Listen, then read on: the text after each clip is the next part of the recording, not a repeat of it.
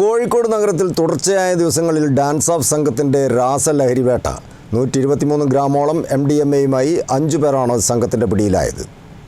കോഴിക്കോട് നഗരത്തിലാണ് തുടർച്ചയായി രണ്ടാം ദിവസവും ഡാൻസ് ഓഫ് സംഘം രാസലഹരി വേട്ട നടത്തിയത്.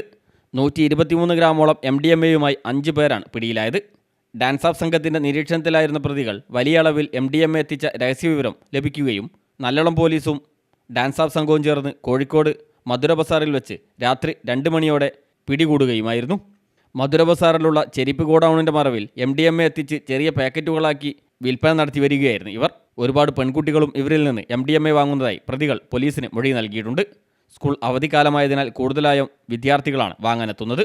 സംഭവവുമായി ബന്ധപ്പെട്ട് ഫറോക്ക് ചന്ത സ്വദേശി ആഷിഖ്, കോഴിക്കോട് മുഖതറ സ്വദേശി മുഹമ്മദ് ആദിൽ, മധുര ബസാർ സ്വദേശി ജാസിർ, ചെറുവണ്ണൂർ സ്വദേശി മുഹമ്മദ് ജാസിർ, പന്തീരങ്കാവ് സ്വദേശി മൻസൂർ എന്നിവരാണ് പോലീസിൻ്റെ പിടിയിലായത്. ഇതിൽ ആഷിഖും ജാസിറും MDMA കേസിൽ ജാമ്യത്തിലിറങ്ങിയവരാണ്.